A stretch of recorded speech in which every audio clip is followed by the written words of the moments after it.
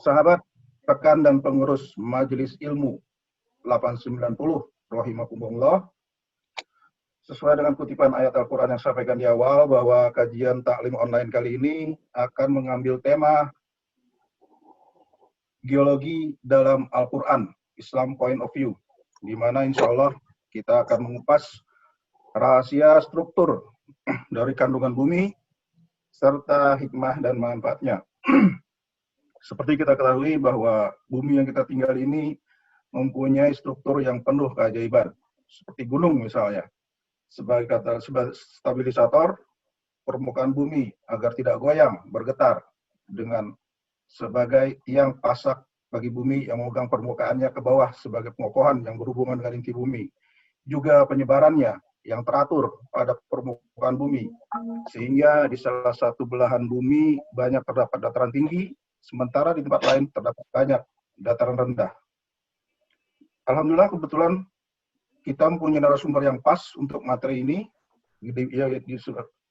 sebagai di bidang ilmu geologi, ya yang cukup religius, yakni Bapak Budi Lastawan, ya, Budi Lastawan STMT, yang mana akan coba saya bacakan secara singkat ya profilnya. Jadi setamat dari 1990, beliau sempat mampir ke IPB ya.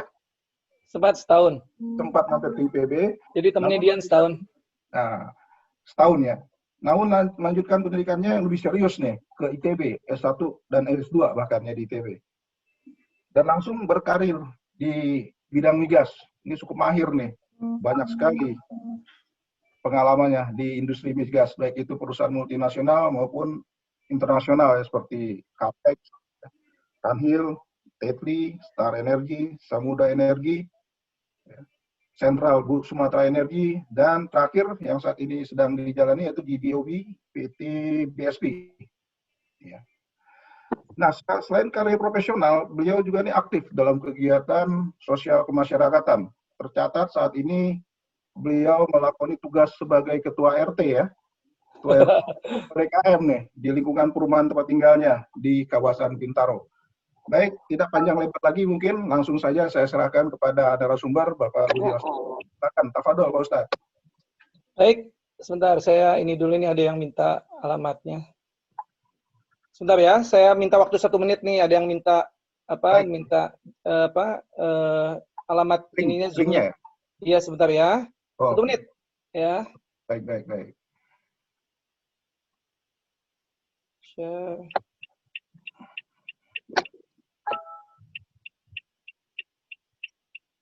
Oke, baik.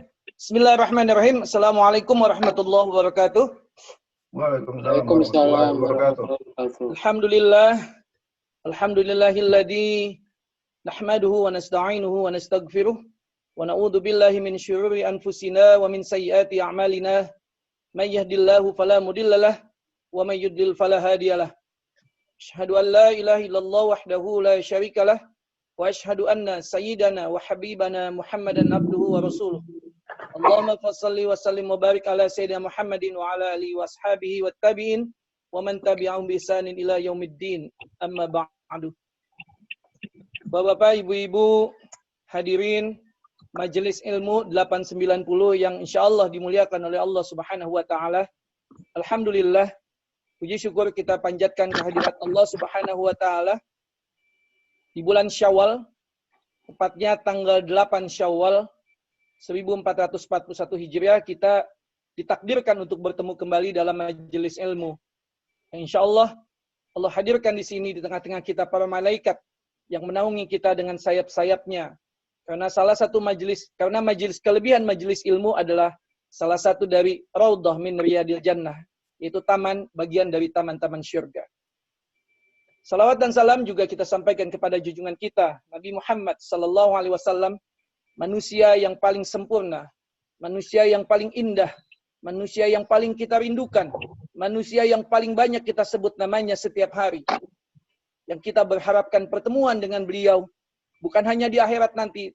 Sekiranya Allah memberikan kita kesempatan untuk bertemu dengan beliau di dunia walaupun hanya melalui mimpi, itu akan membuat kita menjadi sangat bahagia. Apatah lagi nanti di akhirat kita juga akan berharap bertemu dengan beliau. menerima air yang akan beliau tuangkan dari telaga Kausar yang tidak akan membuat kita kehausan selama-lamanya. Sementara di saat itu umat manusia banyak yang kehausan. Bapak Ibu sekalian, jamaah Majelis 890 yang dimuliakan Allah Subhanahu wa taala, ini adalah kajian yang ketiga. Dari 3 kajian itu saya sudah ngisi yang kedua. Ini Masya Allah. Jangan dianggap saya serakah, demi Allah sama sekali enggak. Mohon maaf. Banyak sekali kawan-kawan yang mungkin sebenarnya lebih berkompeten dari saya, tapi masih pada malu-malu. Namun bukan berarti saya nggak tahu malu gitu ya, tapi mengisi kekosongan karena memang kita perlu juga untuk tetap menjaga keistiqomahan kita. Karena kita nanti masuk surga itu kan harus berbondong-bondong. Tidak ada orang masuk surga sendirian. Semua berbondong-bondong, dipimpin oleh nabinya. Hanya ada satu manusia nanti yang dibangkitkan di akhirat tanpa ada nabi. Menurut Ustadz Basto kemarin dijelaskan hanya ada satu dalam salah satu hadis disebutkan satu manusia yang ketika dibangkitkan dia sendirian, gak ada rombongannya. Artinya dia emang masuk surga sendiri. Tapi hanya dia, yang lain semua berbondong-bondong. Jadi kalau kita beragama dalam Islam itu nggak boleh sendirian, kita harus berbondong-bondong. Ya, dalam salah satu ayat disebutkan wasiqal ladina taqau ilal jannati zumara hatta idza ja'uha wa futihat abwabuha wa qala lahum khazanatuha salamun alaikum tibtum fadkhuluha khalidin. Dan kamu lihat manusia masuk surga itu secara berbondong-bondong. Nanti akan mendapatkan salam dari Allah, salamun alaikum tibtum. Keselamatan bagi kamu. Masuklah ke dalam surga, Masya Allah. Jadi kita nih, insya Allah nanti mudah-mudahan juga kita masuk surga secara berombongan. Amin ya rabbal alamin. Wajah-wajah penghuni surga ini kan wajah-wajah yang tersenyum. Wajah-wajah yang kalau bertemu tuh selalu menyampaikan salam, bertanya bagaimana kabarnya saudara kita yang lain. Itu adalah wajah-wajah penghuni surga. Amin ya rabbal alamin. Bapak-bapak, ibu-ibu sekalian, kebetulan hari ini saya diberikan tugas untuk memberikan kajian dengan tema ilmu geologi. Namun sebelumnya saya ingin mengucapkan dulu ya, masih suasana Idul Fitri, 8 Syawal, mengucapkan taqabbalallahu minna wa minkum. Taqabbal ya karim, kulu amin wa antum bi khair. Minal aidin wal faizin, mohon maaf lahir dan batin. Mohon maaf, mohon dibukakan pintu maaf, mungkin dalam pergaulan kita ada kesalahan, ada khilafan, mohon dibukakan pintu maaf sedalam-dalamnya dan kita saling mendoakan agar amal ibadah puasa kita, amal ibadah Ramadan kita juga diterima oleh Allah Subhanahu wa taala. Amin ya rabbal alamin. Bapak Ibu sekalian yang memuliakan Allah Subhanahu wa taala, nanti kalau saya akan menampilkan slide-slide tentang geologi, namun kalau ada yang tidak bisa dimengerti, langsung saja bertanya gitu. Karena maklum, ilmu geologi ini memang ilmu yang agak susah dipahami. Lulusnya juga lama, jadi wajar saja ilmunya memang susah. Beda dengan ilmu-ilmu yang lain, ilmu kehutanan, ilmu elektro, mungkin 4 tahun selesai. Ilmu geologi nggak selesai dalam 4 tahun. jadi mohon maaf kalau agak susah dimengerti. Baik, saya mulai dengan share screen ya.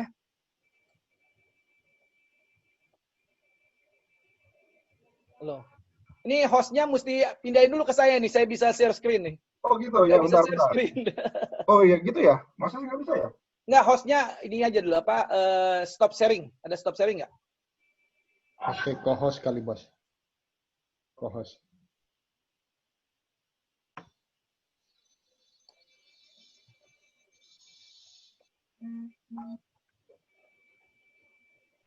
Multiple ya, multiple partisipan kali ya? Saya masih nggak bisa nih. Pindahin aja deh hostnya ke saya. Klik dulu di saya, kemudian di hostnya dipindahin dulu aja. Oke.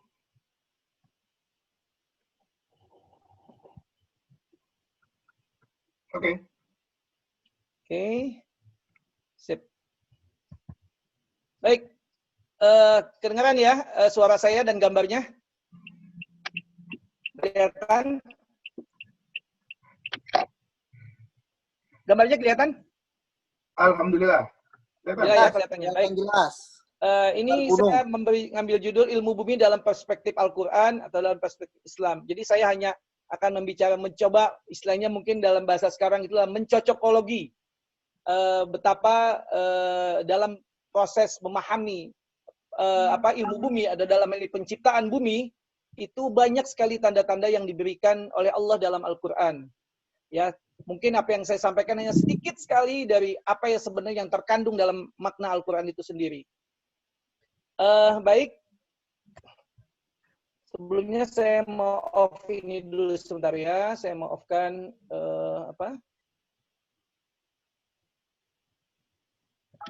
Saya offkan ininya dulu. Oke. Baik. Bismillahirrahmanirrahim. Pertama saya awali dengan mengucapkan selamat hari raya Idul Fitri 1441 Hijriah. Taqabbalallahu minna wa minkum taqabbal ya karim minal aidin wal faidin wa maaf lahir dan batin. Oke, saya lanjutkan. Betapa indahnya bumi, betapa sempurnanya bumi yang diciptakan oleh Allah Subhanahu wa taala hingga Allah menantang kita. Di dalam surat Al-Mulk disebutkan ya dalam salah satu ayatnya ayat 3 dan 4 berapa kali Allah menantang kita. Alladzi khalaqas sab'a samawati dan Allah yang telah menciptakan 7 langit berlapis-lapis. Ma tara fi khalqir rahman. Tidakkah kamu lihat sesuatu yang enggak seimbang? Ya.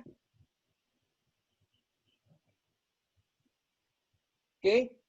Ma tara min khalfi khalqir rahman min tafawut. Farji'il basara. Kamu coba lihat lagi. Coba lihat lagi. Hal tara min futur. Apakah ada kerusakan? Apakah ada bolong? Apakah ada cacat?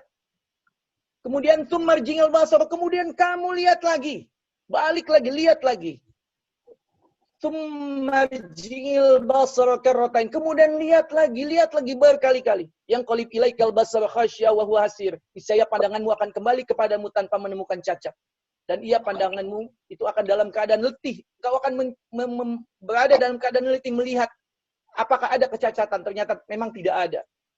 Betapa bumi dan langit ini diciptakan begitu sempurna. Oleh karena itu sebagai seorang ahli bumi, kita mempelajari sesuatu yang sangat sempurna, yang mungkin akan sangat susah mempelajarinya. Tapi insya Allah Allah akan tetap memberikan kita ilmunya, sehingga membuat kita menjadi memahami sedikit demi sedikit, sesuai dengan kemampuan kita.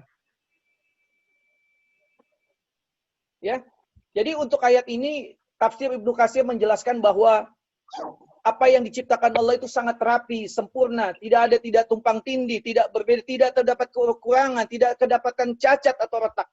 Karena itu Allah kembali menantangkan, farji'il basar hal tara min futur. Lihatlah lagi dengan cermat. Tentunya tidak akan kau temukan suatu cacat atau celah di dalamnya. Luar biasa. Kemudian ayat lain lagi yang memerintahkan kita untuk melihat ciptaan Allah ini adalah surat Ali Imran ayat 190-191.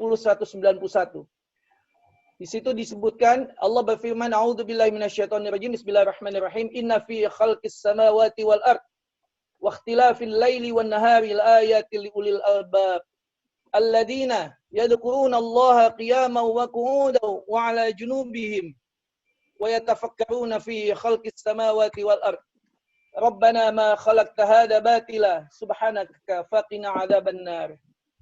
Jadi dalam surat Ali Imran ayat 190-191 ini dijelaskan sesungguhnya dalam penciptaan langit dan bumi dan silih bergantinya siang dan malam terdapat tanda-tanda bagi orang-orang yang berakal, yaitu ulil albab. Jadi orang-orang yang memikirkan penciptaan langit dan bumi itu mendapatkan gelar khusus, mendapatkan sebutan khusus dari Allah Subhanahu wa taala, yaitu ulul albab. Ya, ini sebutan khusus yang selalu mengacu kepada pemilik akal, kepada orang yang pintar. Ya. Jadi tidak sembarangan gelar yang diberikan oleh Allah ini kepada orang-orang yang memikirkan penciptaan bumi dan penciptaan langit. Tentunya penciptaan langit itu jauh lebih dahsyat daripada penciptaan bumi, karena dimensinya langit itu sangat luas. Tapi orang yang memikirkan penciptaan bumi pun sudah mendapatkan gelar ulul albab, yaitu orang-orang yang berpikir. Siapa itu? Alladzina yadhkuruna Allaha qiyaman. Itu orang-orang yang memikirkan, berzikir dalam keadaan berdiri, wa qu'udan wa 'ala junubihim, dalam keadaan duduk dan berbaring. Kurang maju ya? Jadi kemana lagi? Kanan. Kurang maju. Maju kanan. Ya, dalam penciptaan langit dan bumi, saya berkata, Rabbana ma khalaqta hadza batila. Ya Allah, sungguhnya apa yang Engkau ciptakan tidaklah sia-sia. Subhanaka faqina 'adzaban nar. Ya, maka lindungilah kami dari azab api neraka. Jadi di sini ada kata-kata Rabbana ma khalaqta hadza batila. Ya Allah, sesungguhnya Engkau ciptakan ini tidaklah sia-sia. Nanti kita akan lihat uraiannya. Apa yang memang Allah sudah ciptakan di muka bumi ini, terutama khususnya mengkhususkan diri hari ini kita mempelajari bagaimana penciptaan bumi itu tidaklah sia-sia. Itu semua digunakan adalah untuk manusia. Rabbana ma khalaqta hadza batila. Ya Allah, sungguhnya Engkau telah ciptakan bumi ini tidaklah sia-sia. Subhanaka faqina adzabannar. Maka Maha suci Engkau dan lindungilah kami dari azab api neraka. Jamaah sekalian, sedikit tentang pengertian ulul albab ya. Ulu dalam bahasa Arab itu artinya pemilik atau ashab. Sementara albab itu jamak dari al-lub yang berarti inti segala sesuatu. Kata ulul albab ini disebutkan di Al-Quran itu ada 16 kali. Dan semuanya selalu merujuk pada arti orang-orang yang berakal. Orang-orang yang menggunakan ilmunya. Orang-orang yang menggunakan akal sehatnya. Ya, karena di dalam beragama itu kita memerlukan ilmu. Ya, beribadah tanpa menggunakan ilmu kita bisa tersesat. Ya. Tapi ilmu tanpa ibadah kita juga bisa ngawur. Oleh karena itu dalam beribadah kita membutuhkan ilmu. Karena nanti ilmu kita itulah yang akan dipertanyakan oleh Allah Subhanahu wa taala, apa saja yang sudah kita lakukan dengan ilmu kita. Jamaah sekalian,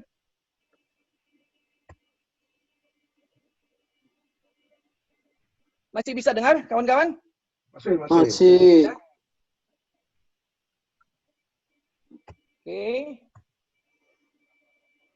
Jadi penjelasan tentang ayat yang tadi sebelumnya itu penciptaan langit dan bumi itu ya, asbabun nuzulnya, ini ada hadis yang sangat panjang ya yang diambil dari Syekh Imam Al-Qurtubi. Hadis ini cukup panjang yaitu tentang asbabun nuzul ketika Rasulullah sallallahu alaihi wasallam menerima turunnya ayat tadi yaitu surat Ali Imran ayat 190 dan 191. Dijelaskan di akhir ujung tafsirnya ini disebutkan bahwasanya di bagian bawah itu Rasulullah itu menangis ya. Rasulullah itu menerima ayat ini dalam keadaan menangis hingga janggutnya basah dan menetes air matanya hingga ke lantai. Hingga Bilal pun datang kepada Rasulullah, "Ya Rasulullah, kenapa engkau menangis? Bukankah Allah telah mengampuni dosamu?" Nabi Rasulullah SAW menjawab, "Hai Bilal, bukankah aku ini adalah seorang hamba yang bersyukur?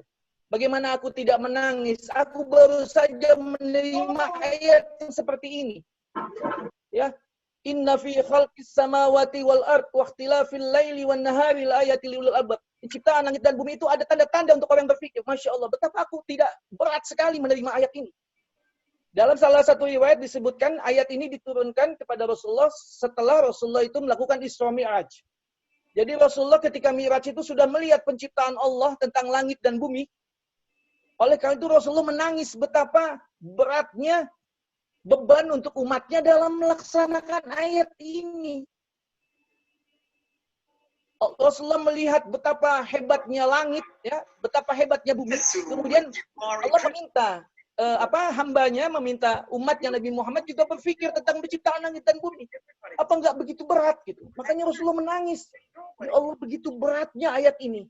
Maka celakalah bagi orang yang membacanya tapi tidak mau memikirkannya. Masya Allah, siapa yang mau memikirkannya gitu? Saya buka semua tafsir-tafsir tentang ayat ini ya, tentang ayat surat Ali Imran ayat 190 191 ini, tidak ada satupun yang mendetil menjelaskan penciptaan langit dan bumi. Semua hanya menyangkut pencipta langit dan bumi, tapi proses-proses tidak ada. Padahal yang justru harus dipahami adalah bagaimana prosesnya. Ya. Penciptaan langit dan bumi di samping juga memperlihatkan kebesaran Allah dalam menciptakan langit dan bumi. Ya.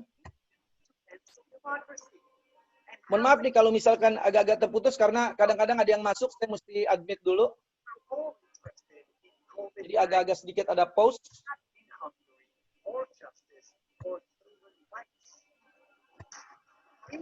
Oke, ini ayat lagi. Jadi saya mulai dengan ayat-ayat menyebutkan betapa penciptaan Allah tentang langit dan bumi itu dahsyat. Ya, ini dijelaskan di dalam surat Ar-Rahman ayat 33. Kita masuk ayat-ayat gacoan nih. Allah berfirman, "Ya ma'syaral jinni wal insi." Wahai masyarakat jin dan manusia. Allah tantang nih kepada masyarakat jin dan manusia. "In istata'tum an tanfudhu min aqtaris samawati wal ard." Jika kamu bisa menembus langit dan bumi, fangfudhu, maka tembuslah. La tanfuduna illa bisultan. Maka engkau tidak akan bisa menembusnya melainkan dengan kekuatan. semua tafsir yang menjelaskan tentang ayat ini hanya memberikan memberikan penjelasan bahwa manusia dan jin itu tidak akan bisa melewati langit dan bumi, ya. Sebutkan dalam tafsir Al-Wajid dari Syekh Profesor Dr. Wahba Al-Juhaili, pakar fikih tafsir, disebutkan tafsirnya bahwa wahai jin manusia, jika kalian mampu keluar dari langit dan bumi dari azab Allah, maka lakukanlah. Tapi ketahuilah kamu nggak akan pernah bisa. Jadi hanya dibatas bahwa adalah langit dan bumi adalah satu ruangan di mana manusia dan jin tidak akan bisa keluar di dalamnya. Begitu pula tafsir berikutnya, yaitu tafsir dari Hidayatul Insan. Ini juga sama menjelaskan bahwasanya manusia dan jin itu tidak akan bisa menghindar dari tanggung jawab yang ada di dalam langit dan bumi. Tapi buat seorang ilmuwan, tentunya tidak berpikir seperti itu. Seorang ilmuwan, seorang ahli bumi akan berpikir, memang menembus bumi itu memang kita menembus. Kita membolongin bumi, kita ngebor bumi. Bahwasanya apa yang Allah berikan untuk manusia itu tidak hanya yang ada di permukaan, tapi juga apa yang ada di dalam bumi. Kita harus pikirkan bagaimana menembus bumi. Karena menembus bumi ini membutuhkan kekuatan. Membutuhkan jutaan dolar. Membutuhkan ilmu, membutuhkan saintis yang bisa menembus bumi. Karena kebutuhan manusia itu, ya, yang ada di permukaan bumi, itu bisa dipenuhi oleh apa yang ada di dalam bumi. Sebagai contoh misalkan, bahan tambang, tambang minyak, tambang gas, semua ada di dalam bumi. Jadi, sebagai seorang ilmuwan justru memikirkan ayat ini, kita tidak hanya terpaku pada manusia dan jin tidak akan bisa keluar dari, tapi kita harus menembus bumi. Dan kalau bisa memang kita menembus langit, ini Allah tantang kita. Tapi tentunya kita tidak akan bisa melakukannya melainkan dengan kekuatan. Kekuatan dari siapa? Kekuatan dari Allah, kekuatan ilmu, kekuatan iman. Bahwasanya memang ada yang diperuntukkan untuk manusia di dalam bumi. Jamaah Majelis 890 yang saya hormati, yang mudah-mudahan dimuliakan oleh Allah Subhanahu wa taala. Kita mulai memasuki tentang termin geologi. Bahwasanya tadi sudah kita jelaskan ayat-ayat yang memang begitu menantang kita. Allah menantang kita untuk mempelajari tentang penciptaan langit dan bumi. Nah, karena saya sebagai seorang ahli bumi bukan ahli langit, makanya saya hanya menjelaskan tentang ilmuwan bumi, yaitu ilmu geologi, ya. Jadi geologi itu sendiri sebenarnya berasal dari bahasa Yunani yang berartinya ilmu bumi. Geo itu bumi, logos itu ilmu, ya, atau alasan, ya. Jadi ilmu saya yang mempelajari bumi, komposisinya, struktur, sifat-sifat fisik, sejarah, dan proses pembentukannya. Jadi benar-benar barang siapa orang yang mempelajari ilmu tentang penciptaan bumi, maka Allah akan golongkan ke dalam ahlinya yang disebut ulul albab. Nah, orang yang mempelajari geologi itulah namanya disebut geolog. Nah, para geolog ini telah membantu dalam setidaknya telah menentukan umur bumi yang diperkirakan saat ini umur bumi itu berdasarkan batuan tertua yang ditemukan adalah kurang lebih umurnya 4,5 miliar. Jadi bayangkan, untuk sebuah kehidupan manusia yang hanya berkisar 10.000 tahun, ya, 12.000 tahun, maksimal 20.000 tahun, Allah sudah mempersiapkan bumi dari umur 4,5 miliar tahun yang lalu.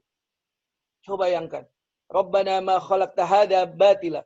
Ya Allah, sungguhnya Engkau tidak menciptakan semua ini dengan sia-sia. Semuanya ada manfaatnya. Bayangkan, untuk kehidupan manusia yang hanya sebatas 25.000 tahun saja, Allah sudah menciptakan bumi yang sudah disiapkan sejak umur 4,5 miliar tahun yang lalu.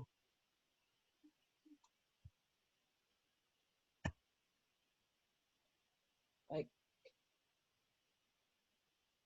Jamaah yang dimuliakan Allah Subhanahu wa taala,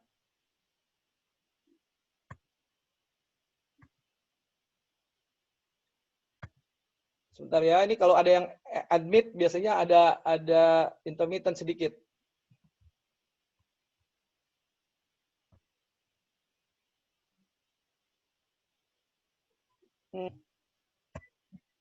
Oke, baik ya.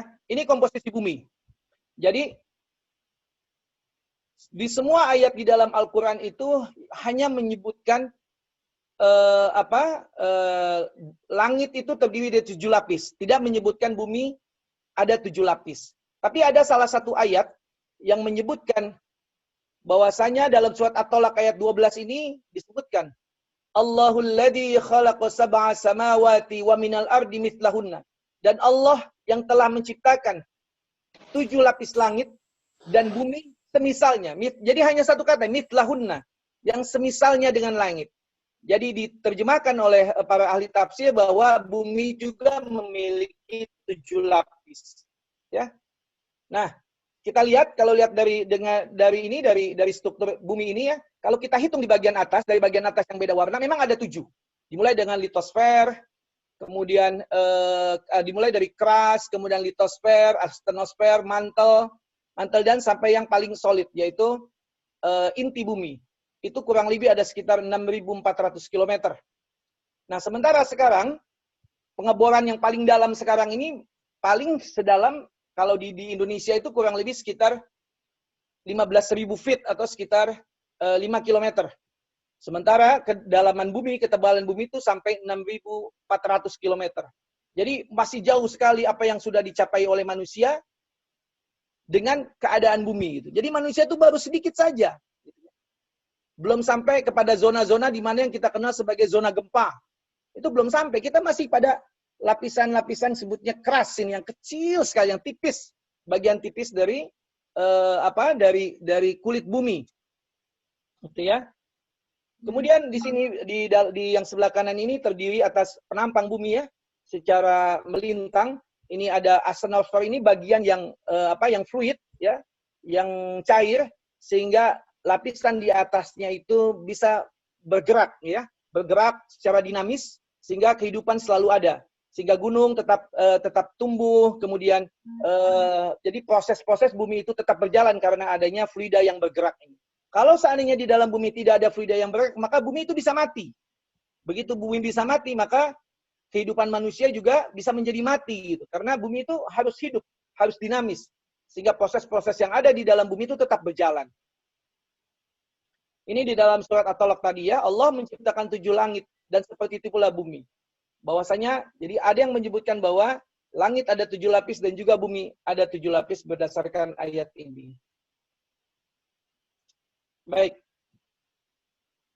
Dalam ilmu penciptaan bumi itu ada 2 dikenal ya yang membentuk muka bumi. Yang pertama itu ada endogen, itu gaya yang berasal dari dalam bumi. Di antaranya adalah kita lihat di sebelah kiri bawah itu ada pergerakan lempeng. Lempeng yang bergerak ini termasuk endogen karena dia digerakkan oleh apa yang ada di bawah lempeng itu yang bergerak, yang tadi saya jelaskan, aliran konveksi disebutnya, itu bergerak terus. Ini adalah termasuk membentuk rupa bumi. Kemudian tenaga endogen berupa gunung, ya, gunung, adanya aliran magma membentuk gunung, itu juga tenaga endogen. Kemudian ada saya cari ininya di mana ya, di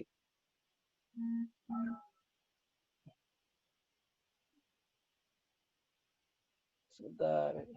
Kalau cari pointer di mana ya, saya lupa nih.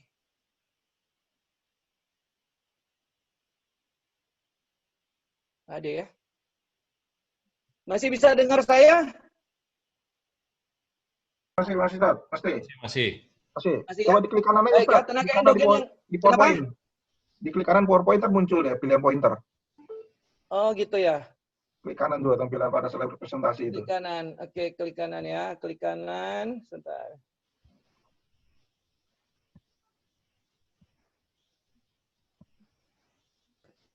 Nah, Pak Ustadz, ini di-record ya? Klik kanan. Direkam ya? Go to slide. Enggak ya? Pointer. Oke. Iya. Pointer. Yang apa nih? Highlighter ya? Ya, boleh terserah deh. Kelihatan ya? Kelihatan. Oke. Ini gunung ya. Gunung ini disebabkan karena adanya tenaga endogen dari dalam. Adanya gerakan magma yang menekan ke atas. Tenaga endogen, maka terbentuklah bentuk gunung yang seperti segitiga ini. Begitu pula di sebelah gunung ini ada lipatan-lipatan ya. Ini lipatan-lipatan ini terjadi karena gaya endogen yang ada di dalam bumi yang membuat batuan-batuan ini menjadi terlipat. Bisa dibayangkan betapa dahsyatnya tenaga yang membuat bumi ini menjadi terlipat seperti ini ya. Jadi betapa Allah itu memang sudah menciptakan bumi itu sedemikian rupa untuk manusia sehingga dengan lipatan-lipatan seperti ini nanti akan dihasilkan sesuatu yang berguna untuk umat manusia. Di antaranya adalah adanya minyak, gas, itu berada pada bentuk-bentuk lipatan seperti ini. Nah, itu adalah tenaga endogen. Sementara tenaga eksogen, tenaga yang berasal dari luar itu di antaranya adalah pelapukan ya. Pelapukan oleh udara, oleh iklim, cuaca, dan pengikisan erosi ya, oleh sungai, dan juga pengendapan sedimentasi itu adalah tenaga-tenaga eksogen. Jadi ada dua, tenaga yang di dalam dan tenaga yang di luar. Oke, nah ini adalah skala waktu geologi ya, berdasarkan batuan yang paling dalam, yang paling tua yang ditemukan. Bahwasanya umur batuan tadi disebutkan adalah sekitar 4,5 miliar, yaitu kurang lebih kalau kita lihat seperti ini paling tua yaitu pada Archean ya, Eoarchean itu kurang lebih umurnya adalah 4 miliar. Nah, sementara kita tahu bahwa ini semuanya umurnya dalam juta tahun ya. Ini dari kuarter 3 juta tahun, Neogen 23 sampai 3 juta tahun dan terusnya sampai ke bawah ya. Kehidupan di semua ini sudah mulai kehidupan. Allah ciptakan makhluk-makhluk hidup dari berjenis-jenis hingga sampai manusia itu berada pada termin yang terakhir, yaitu pada termin kuarter ini. Ya. Nah, seperti misalkan dinosaurus ini ya, itu diciptakan oleh Allah pada masa Trias dan Jura. Ya, jadi makanya kita kenal filmnya itu namanya Jurassic itu karena memang dinosaurus ini hidup pada umur Jurassic ya. Nah, di sini disebutkan nih pada Trias dan Jura itu dinosaurus itu berada pada pada kumpulan yang paling banyak, kehidupan yang paling banyak, terutama pada umur Trias ya. Dinosaurus mendominasi kehidupan. Jadi pada umur Trias itu memang dinosaurus dan kawan-kawannya itu mendominasi kehidupan yang ada di bumi. Jadi bukan hanya dongeng aja di dalam film itu, tapi memang benar-benar pada umur Trias dan Jura itu memang kehidupan seperti dinosaurus, kemudian T-Rex dan sebagainya memang mendominasi kehidupan yang ada di bumi. Nah, kemudian pada umur ini juga di Indonesia inilah ditemukannya cadangan hidrokarbon, cadangan minyak dan gas yang saat ini umurnya paling tua, yaitu di daerah Papua. Di daerah Papua kalau kita suka mendengar lapangan gas tangguh, itu ditemukan pada umur ini. Batuannya ditemukan pada umur Jurassic, ya, tepatnya Last Jurassic, jadi Jurassic yang bagian paling atas. Pada batuan yang namanya Roabiba Sand, batu pasir formasi Roabiba. Jadi Allah tidak sembarangan menciptakan makhluk hidup yang mengisi umur-umur ini. Semua itu diciptakan adalah untuk manusia yang hidup pada stage yang paling terakhir. Ya. Bagaimana di umur Jurassic ini di lapangan tangguh bisa ditemukan gas, ya, gas yang cukup besar, cadangannya sampai 14 atau 24 TCF, ya. Itu karena apa? Karena adanya makhluk hidup yang hidup di masa-masa Permian, ya, sebelum jadi masa Triasik. Kemudian dari batuan-batuan itu, makhluk-makhluk hidup yang mati itu kemudian dirubah menjadi hidrokarbon, menjadi gas, mengisi batuan yang di Jurassic. Sehingga kita bisa temukan, kita bor, kita temukan, dan bisa kita produksi untuk umat manusia. Jadi bayangkan, ini di Indonesia yang baru ditemukan, yaitu pada masa Triasik ya, dan Jurassic ini. Lalu batuan-batuan di bawahnya ini belum kita temukan. Masya Allah, Allah masih menyiapkan lapisan-lapisan batuan yang lain yang mungkin saja di dalamnya masih terkandung manfaat untuk umat manusia. Jadi benar-benar Rabbana ma khalaqta hadza batila. Allah menciptakan apa-apa yang ada di sini dari umur katakan 4 miliar ini sampai kuartal ini tidak sia-sia, semuanya disiapkan untuk kehidupan manusia. Tapi masalahnya apakah manusia itu mau bersyukur atau tidak? Kalau kita mau bersyukur kepada Allah, maka Allah akan tambah. Insya Allah kalau kita mau bersyukur kepada Allah, Allah akan tambah nih di umur-umur ini semua akan ditemukan mudah-mudahan. Ya. Jadi nggak usah khawatir kalau misalkan ada orang mengatakan cadangan minyak akan habis, cadangan hidrokarbon akan habis, itu akan habis menurut kita. Tapi menurut Allah, kata Allah, la in syakartum la azidannakum wa la in kafartum in adzabi lasyadid. Sehingga jika engkau bersyukur kepadaku, niscaya aku akan tambah.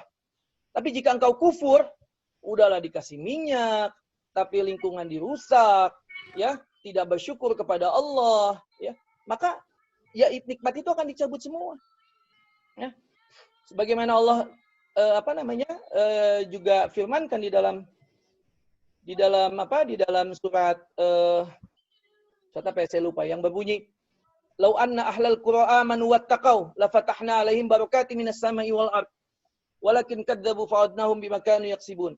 Dan jika sekiranya penduduk suatu negeri itu beriman dan bertakwa, maka Allah akan turunkan barokah dari langit dan bumi. Ya, jadi bumi itu akan diturunkan barokah. Masya Allah, akan dikeluarkan barokah. Ya. Jadi mungkin yang tadi ketemunya hanya pada umur Jurassic ini, nanti karena kita beriman kepada Allah, bertakwa kepada Allah, maka seluruh lapisan ini bisa jadi. akan memberikan kontribusi untuk manusia. Ya, karena di tempat lain pun pada zaman Kambrian ini juga menghasilkan minyak, tapi di Indonesia belum ditemukan. Ya. Jadi kita membutuhkan teknologi tadi, kita membutuhkan kekuatan, kita membutuhkan ilmu dari Allah, kita membutuhkan ridho dari Allah, sehingga kita bisa menemukan apa-apa lagi yang memang Allah sediakan untuk umat manusia. Jamaah kajian Majelis Ilmu 890 sudah setengah jam ya. Insya Allah saya percepat nih. Kapan pertanyaannya sekarang saya agak sedikit menyimpang. Kenapa? Karena memang kapan manusia munculnya bagian juga dari ilmu geologi. Nah, inikah yang disebut nenek moyang kita? Kalau lihat kayak gini mirip-mirip siapa? Nah, jelas monyet ini bukanlah nenek moyang kita. Kenapa? Karena sampai sekarang monyet ini tetaplah monyet gitu loh. Dia tidak pernah berubah menjadi manusia. Lalu apakah ini manusia manusia purba? Ya, manusia purba ini ada tiga golongan ya. Yaitu yang pertama adalah Homo meganthropus, itu yang mega besar, mirip-mirip dengan kera. Kemudian Homo erectus. Homo erectus artinya kalau bahasa sebelumnya adalah Pithecanthropus erectus, yaitu ada unsur kera, ada unsur manusia, tapi dia sudah berdiri tegak. Erectus itu berdiri tegak, tapi masih ada unsur masih ada unsur keranya. Nah, ini kalau ada yang sudah admit biasanya agak slow dikit nih, ya. Apakah ini nenek moyang kita gitu loh? Padahal orang-orang ini yang Pithecanthropus ini sekarang kita tidak temukan dia ada di mana, ya. Apalagi kera. Kera sampai sekarang pun ternyata tidak berubah menjadi manusia. Nah, secara umur memang disebutkan bahwasanya pada umur Miocene ini ya, kelihatan ya, kera pertama muncul pada umur Miocene nih. Kurang lebih 23 juta tahun yang lalu. Itu kera pertama muncul. Apa itu nenek moyang kita? Enggak, karena kera sampai sekarang tidak pernah berubah jadi manusia. Kemudian pada umur Pliocene, nah mulailah Homo erectus ini muncul. Ya, hominin namanya, hominin erectus itu muncul, ya. Kurang lebih sekitar 5 juta tahun yang lalu. Ya. Bahkan ada yang menyebutkan sampai 10.000 tahun yang lalu dia masih ada. Jadi kalau kita bicara siapa nenek moyang kita, ya kita sebutkan dari Nabi Adam. Nabi Adam ini kemunculannya kurang lebih 10.000, 15.000 tahun yang lalu. Jadi artinya antara Nabi Adam dengan si manusia purba ini sempat ada overlapping secara umur. Sempat ada overlapping ketemu. Oleh karena itu di dalam sebuah buku yang dikarang oleh siapa saya lupa ya, itu menyebutkan bahwa Nabi Adam ini sebenarnya bukanlah manusia pertama, tapi dia adalah khalifah yang pertama yang diambil dari manusia purba ini, kemudian sama Allah dididik secara khusus. Itu menurut buku dia. Tapi menurut para ulama kita sepakat semua, Nabi Adam adalah manusia yang pertama. Nah, jadi memang ada bahasa yang digunakan di dalam penciptaan Nabi Adam ini disebutkan wa idz qala rabbuka lil malaikati inni ja'ilun fil ardi khalifah. Jadi di dalam ketika Allah mengatakan kepada para malaikat inni ja'ilun fil ardi khalifah, aku akan menciptakan khalifah di muka bumi ini. Jadi di situ menggunakan kata ja'ala. Ja'ala itu kalau diterjemahkan menurut para ahli tafsir berasal dari sesuatu yang sudah ada menjadi berubah bentuknya gitu loh. Bukan khalaqah. Khalaqah itu menciptakan dari tidak ada menjadi ada. Tapi ja'ala itu menjadikan. Jadi merubah sesuatu menjadi sesuatu yang lain. Nah, Allah di situ menggunakan kata ja'ala. Namun kita tahu bahwasanya yang penting bahwasanya Nabi Adam ini memiliki ciri khusus yang tidak dimiliki oleh kera maupun manusia purba. Itu yang paling penting. Apa cirinya? Ini adalah cirinya Nabi Adam.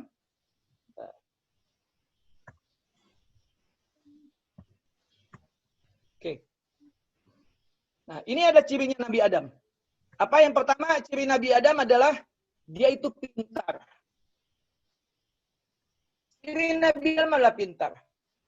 Kalau kera, rasanya enggak ya, enggak pintar. Kemudian manusia purba juga. Kalau kita lihat peninggalan-peninggalannya, kapak dan alat-alat kehidupan sehari-harinya tidak menunjukkan makhluk yang pintar, sepintar Nabi Adam. Kenapa Nabi Adam pintar?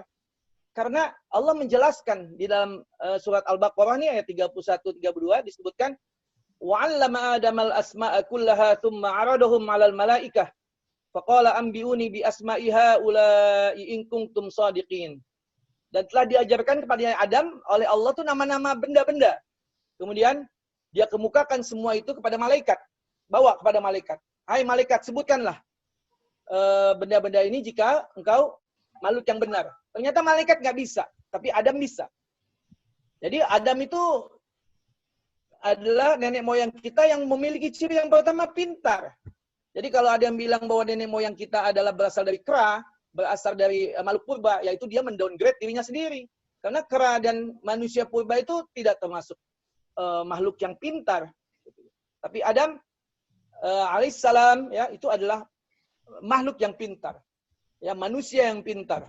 Yang menjadi nenek moyang kita semua. Kenapa? Selain itu juga anak yang paling bungsunya Adam namanya Syith, ya, S-Y-I-T-H itu adalah disebutkan dia termasuk, kalau nggak salah, adalah bapaknya Nabi Nuh.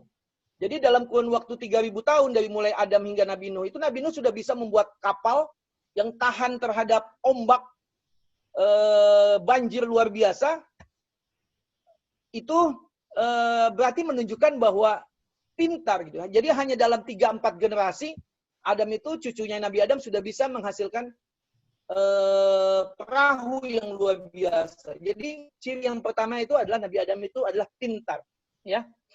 Yang kedua,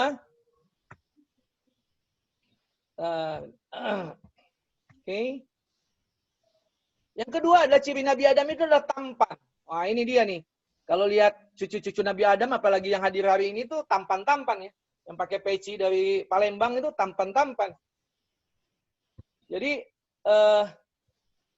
tidak benar kalau misalkan nenek moyang kita itu makhluk purba, karena mereka tidak tampan. Masya Allah, Nabi Adam itu luar biasa tampannya. Bahkan Nabi Yusuf itu alaihissalam itu disebutkan hanya memiliki setengah ketampanan. Kita tahu ya, Nabi Yusuf itu para ibu-ibu termasuk Siti Zulaiha itu pernah diberi mangga dan dikasih pisau yang tajam. Begitu Nabi Yusuf lewat, di mangganya dikupas, ternyata sampai mengiris tangannya. Begitu tampannya Nabi Yusuf. Tampannya Nabi Yusuf ini masih setengahnya tampannya Nabi Adam. Masya Allah, bagaimana tampannya Nabi Adam itu? Apakah ada makhluk purba atau kera itu bisa menandingi tampannya Nabi Adam? Tidak. Jadi tidak ada. Ciri khas Nabi Adam itu pintar dan tampan. Bahkan kalau kita bicara ayat lagi disebutkan bahwa laqad khalaqnal insana fi ahsani taqwim. Bahwasanya sungguhnya Allah menciptakan manusia dalam bentuk yang sebaik-baiknya, ya. Jadi pintar dan tampan. Insyaallah nanti di akhirat kita akan bertemu dengan Nabi Adam yang begitu tampan. Masih dengar saya, Bapak Ibu sekalian? Masih, Pak Ustadz, lanjut. Nah, soalnya saya nggak bisa lihat orang, jadi saya ngelihatnya screen yang share aja. Lanjut. Ini karena ada yang masuk, jadi suka intermittent dia. Sebentar.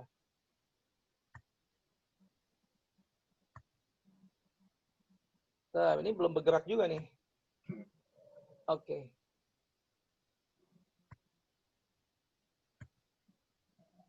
Kok slide-nya nggak bergerak lagi ya? Sebentar ya.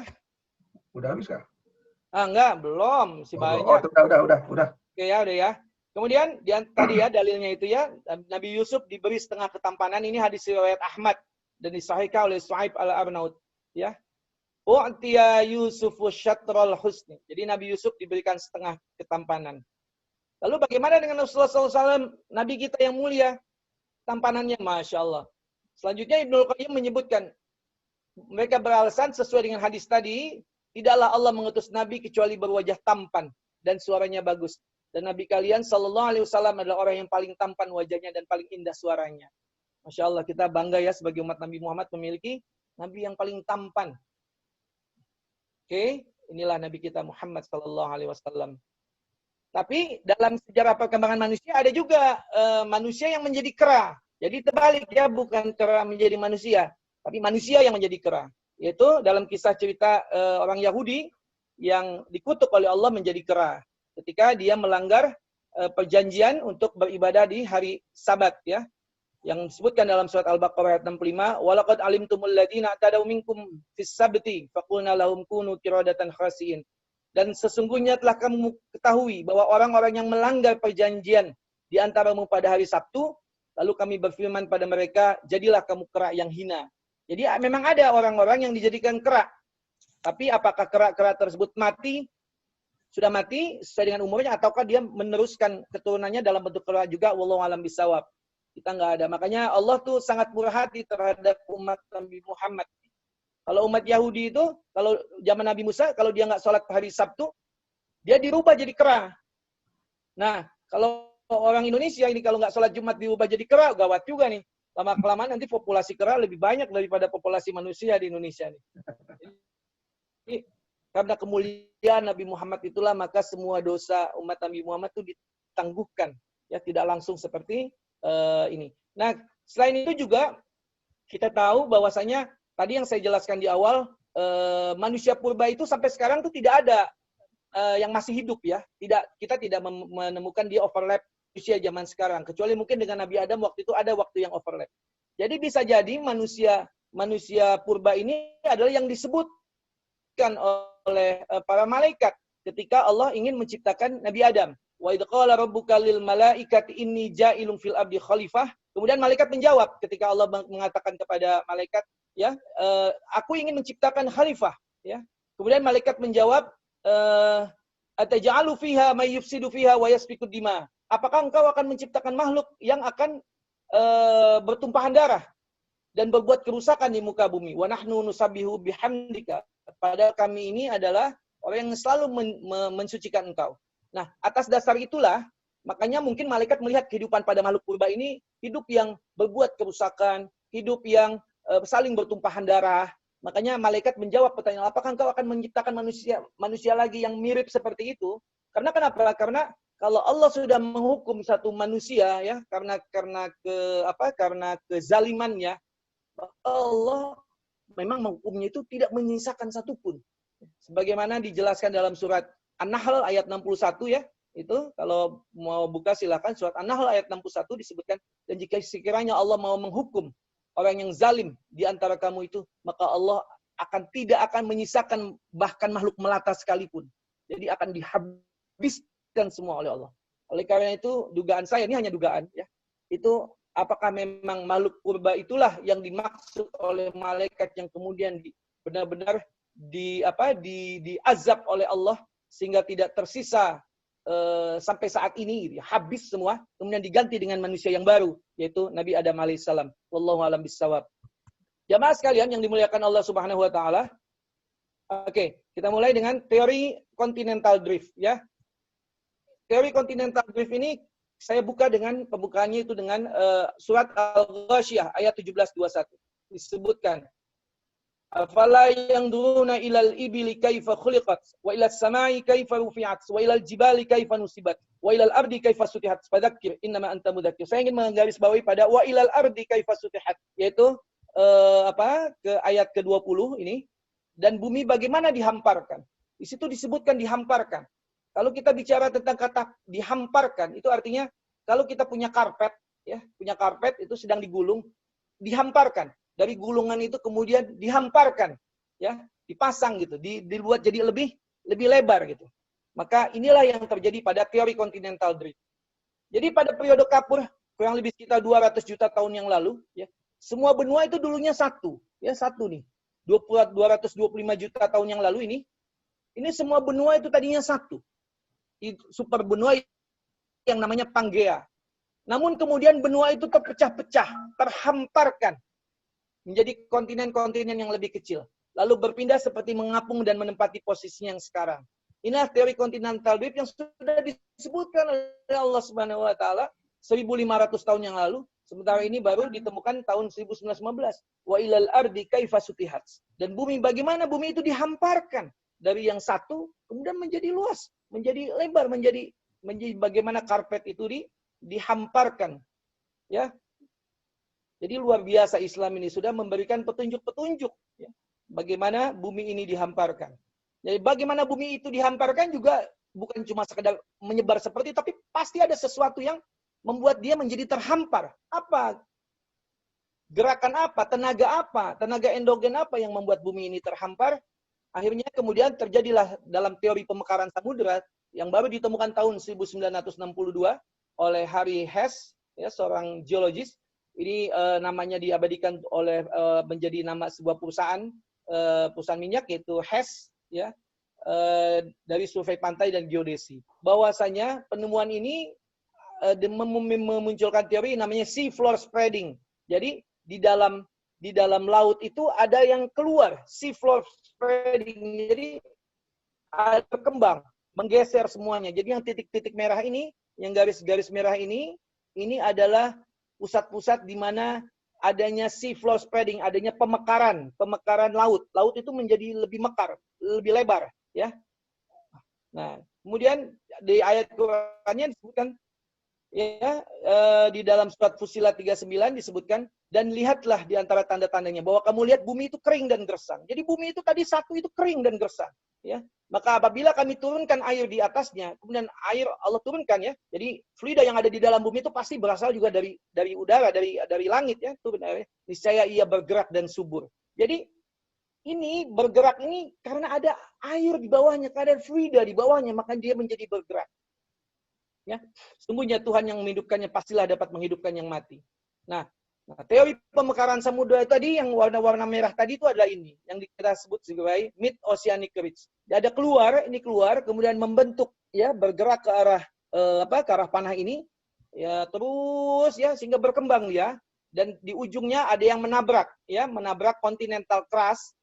Jadi kalau di samudra itu, dasar lantai samudra itu namanya oceanic crust. Dia di tengah-tengahnya itu ada mid oceanic ridge, yaitu ada gunung yang keluar dari bawah itu, kemudian dia terus bergerak menabrak continental crust. Nah, tabrakannya inilah yang kemudian menghasilkan gempa yang kita kenal sebagai gempa tektonik, ya. Gempa tektonik inilah yang kita sering mendengar isu-isu bahwa di Indonesia nanti akan terjadi gempa tektonik skala 9 skala Richter. Masya Allah, hebat sekali orang itu bisa nebak, ya. Padahal ini kedalamannya itu dalam sekali gitu loh. Jadi dengan alat sekarang pun belum bisa ditentukan di mana bakal terjadi gempa, kapan, dan berapa besar, ya.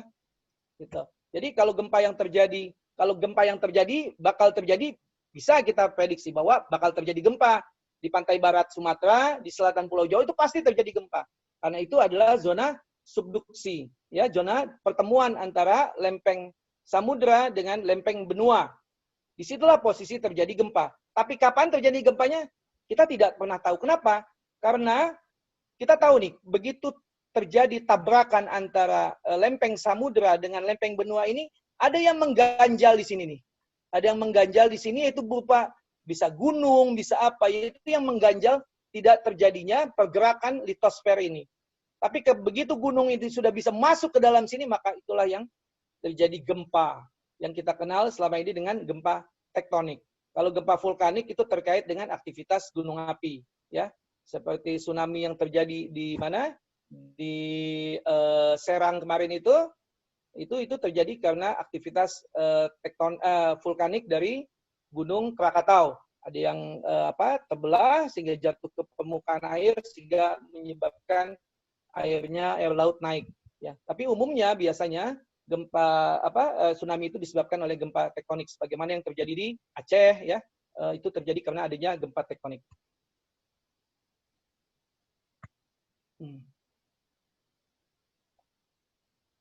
Halo, masih bisa dengar?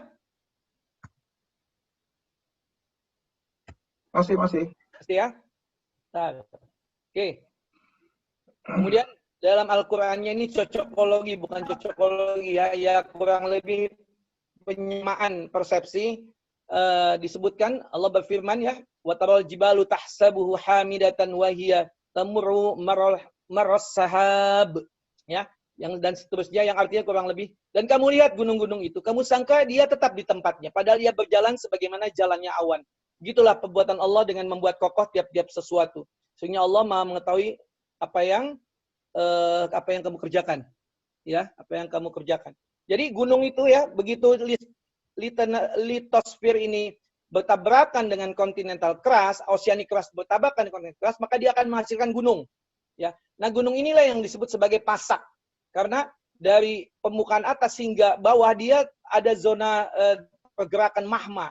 Nah, zona pergerakan magma inilah yang kemudian kalau gunung itu mati, jadi dia menjadi beku sehingga seperti paku gitu ya, sebagai pasak ya yang menjadikan kontinental keras dan oseanik keras ini menjadi berhenti bergerak gitu. Walaupun si oseanik keras itu akan terus bergerak, tapi dengan adanya gunung ini menyebabkan pergerakannya itu tidak terlalu besar ya.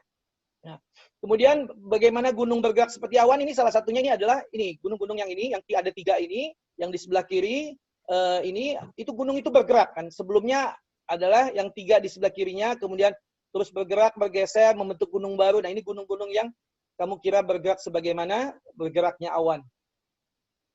Bapak-bapak Ibu sekalian yang dimuliakan Allah, kemudian kita lanjut ya. Proses-proses pembentukan muka bumi ini yang paling utama yang sering kita sering kita lihat di permukaan, bahwasanya pergerakan bumi ini karena adanya gaya endogen itu ada 3 sebenarnya ya. Yaitu ada yang namanya sesar turun ya. Sesar kita sebutnya ya, atau patahan. Patahan itu ada 3 nih, ada turun, ada naik dan ada mendatar ya. Nah, kalau yang terjadi tsunami di Aceh itu umumnya adalah sesar naik. Jadi karena ada naiknya bagian tubuh bumi yang menyebabkan perpindahan volume air.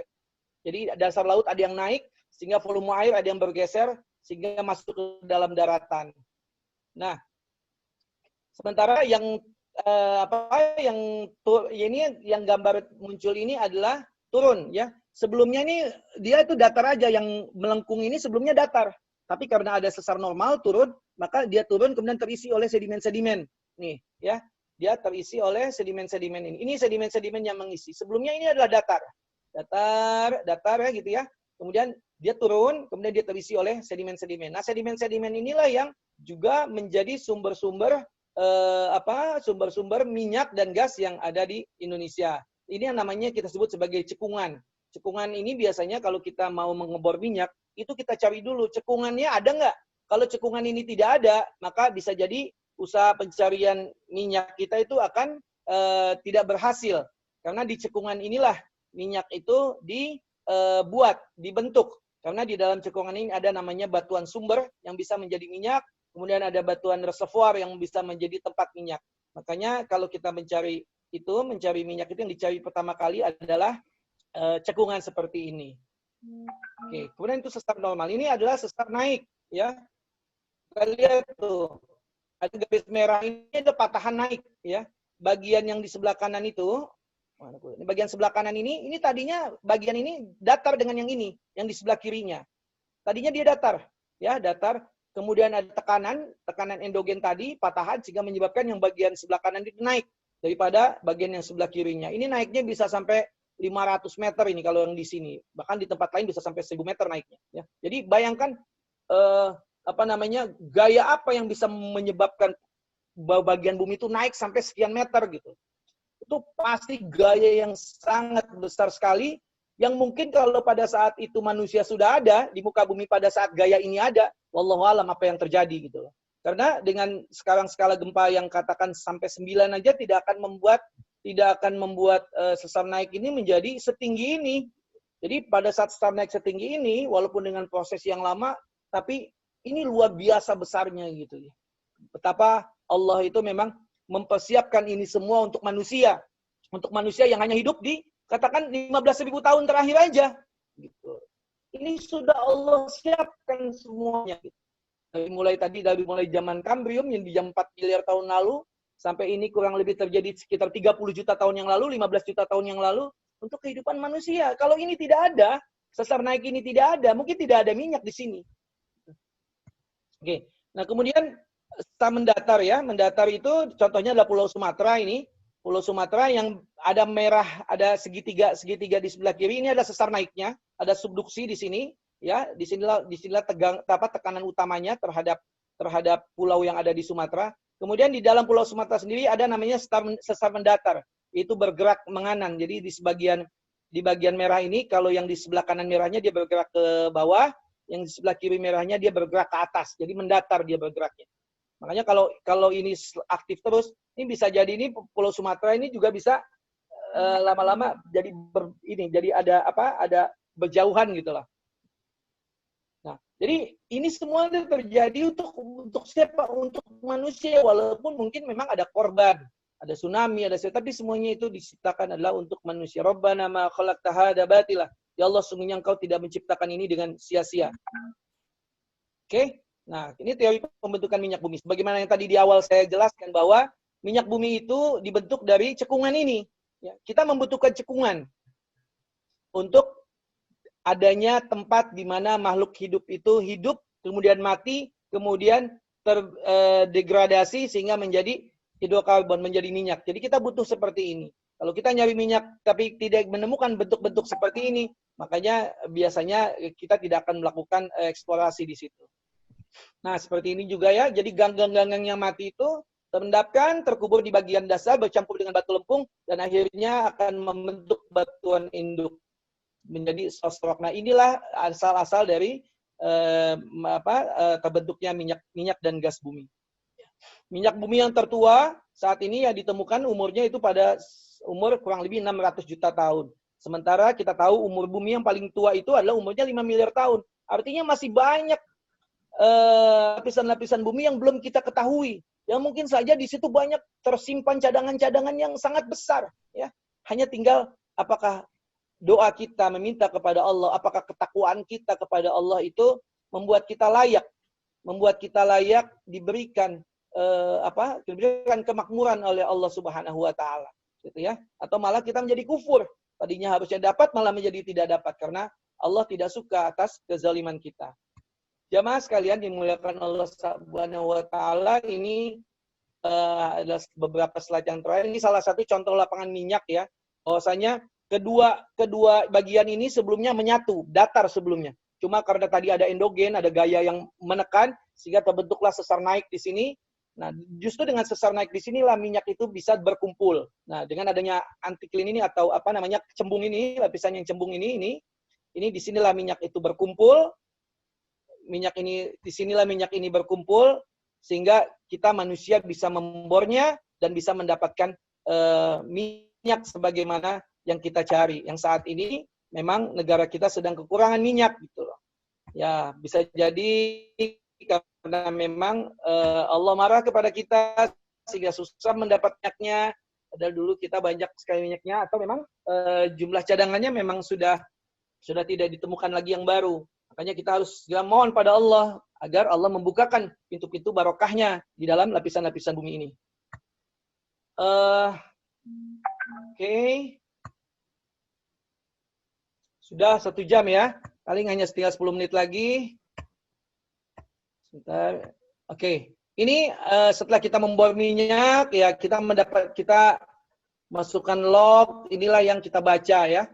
Kita baca, maka yang berwarna hitam di arsil hijau inilah lapisan minyak yang kita dapat dari pengeboran yang kita lakukan. Jadi inilah yang saya lakukan dari hasil pemboran minyak. Dari sinilah kita bisa mendapatkan bahwa ini minyak atau bukan. Gitu. Jadi mencari minyak itu tidak semudah membalikkan telapak tangan. Asal membor pasti dapat. Tidak. Membor bisa gagal. Bisa dapatnya hanya air. Ya, bahkan ada beberapa perusahaan dalam 10 tahun terakhir ini menghabiskan triliunan untuk membor, tapi tidak mendapatkan apa-apa gitu. Tidak benar pula bahwa membor minyak itu langsung diganti oleh negara uangnya. Enggak. Dapat minyak dulu. Setelah dapat minyak, baru negara bisa mengganti uangnya dari minyak yang dihasilkan. Jadi kalau nggak dapat minyak ya rugi, sia-sia. Triliunan uang bisa habis begitu saja, hanya mendapatkan lubang yang bahkan tidak ada apa-apanya gitu.